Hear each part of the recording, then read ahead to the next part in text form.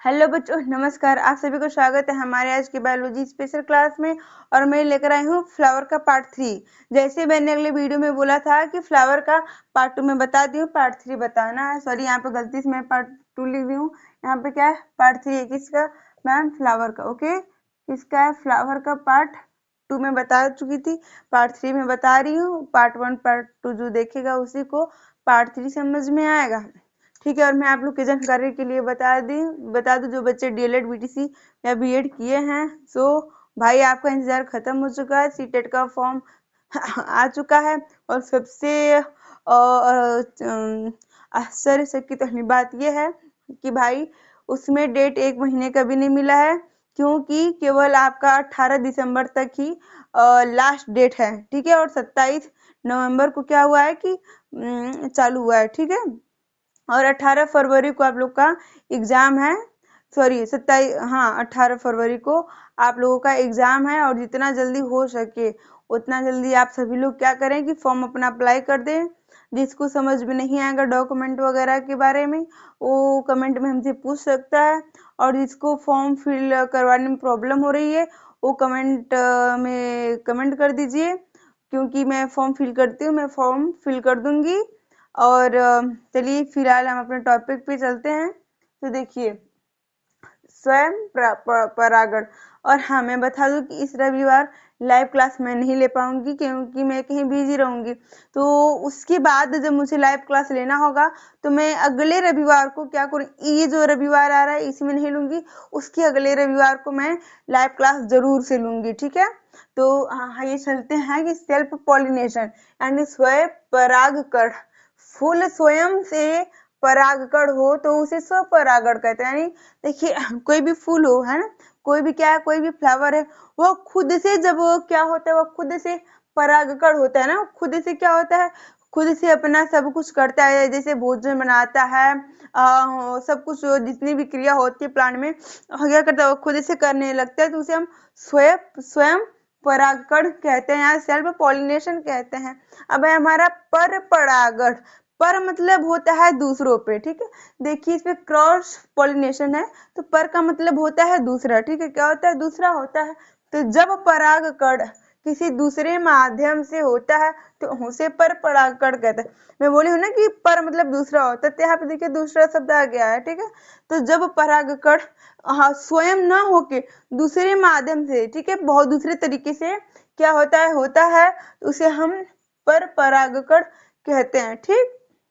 आप देखिए, परागकण जितना ही दूर होगा, ठीक ना, परागकण जितना ही दूर होगा फिर उतना ही अच्छा होगा। जैसे कि मान लीजिए कि हम अगर खूब पास पास में हुआ, ठीक, तो उसको जगह नहीं मिलेगी कि वो अपना विकास कर सके। अगर वही चीज परागकण क्या दूर दूर होगा, उसको जगह मिलेगी ना, तो क्या होगा, फल अच्छा मिलेगा, बढ़िया वाला होगा, बड़ा होगा। ठीक है। वही चीज इसमें लिखा है। अगला है निषेचन। ठीक है। तो ये निषेचन को इंग्लिश में हम फर्टिलाइजेशन कहते हैं।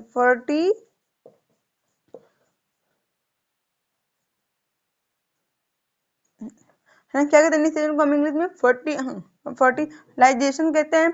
ये परागकण का अंडा से मिल जाना ही निषेचन कहलाता है ना?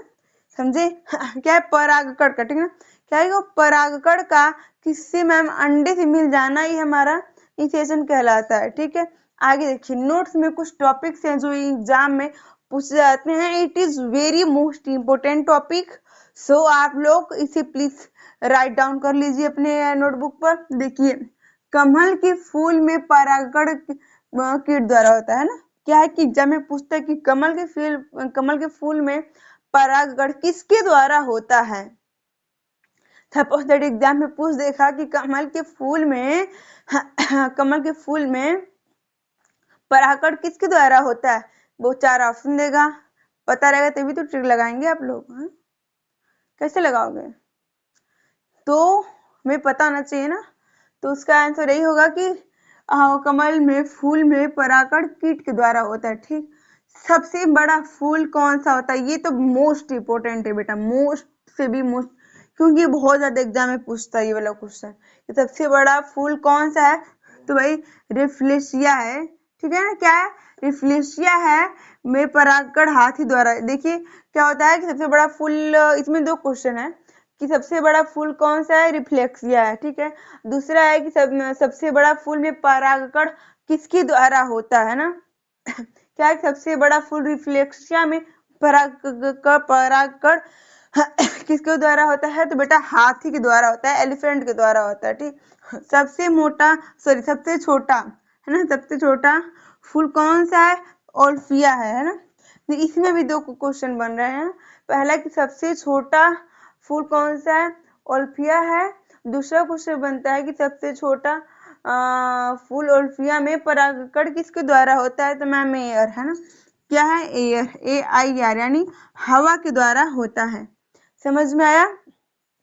देखिए इस रविवार मैं फिर से बोल रही हूँ कि मैं क्लास लाइव नहीं ले पाऊंगी, और उसकी पहले मैं लूंगी, उसके बाद में जब संडे को लाइव क्लास शाम 9 बजे लूंगी, तो मैं जितना भी यानी 2 सप्ताह का मैं प्रीवियस क्वेश्चन करवाऊंगी आप लोगों का, प्लस क्वेश्चन भी आप लोगों से करूंगी, रिवीजन करवाऊंगी, प्रीवियस क्वेश्चन आंसर भी करवाऊंगी, और शॉर्ट ट्रिक भी बताऊंगी, और कुछ अलग से एसओ में इम्पोर्टेंट क्वेश्चन भी कराऊंगी। सो प्लीज आप लोग महा मैराथन क्लास को अगले रविवार को शाम 9 बजे मिस मत करिए। सो धन्यवाद, फिर कल मिलते हैं एक नए वीडियो के साथ। तो धन्यवाद, आप लोग हमारे साथ बने रहिए। इस वीडियो को जितना हो सके उतना लाइक, सब्सक्राइब, कमेंट करना बिल्कुल ना भूलें। और हाँ प्लीज आप लोग वीडियो को पूरा देखा करिए। जब तक वीडियो को पूरा नहीं देखेंगे तब तक समझ में नहीं आएगा। कुछ बच्चे क्या करते हैं कि वीडियो ओपन करके फिर बंद कर देते हैं। ऐसे नहीं होता है, ऐसे कुछ भी आप लोगों को समझ में नहीं आएगा। तो अगर आप लोग को जानना है, समझना है, तो प्लीज आप लोग वीडियो अपना पूरा देखा करिए, ठीक है।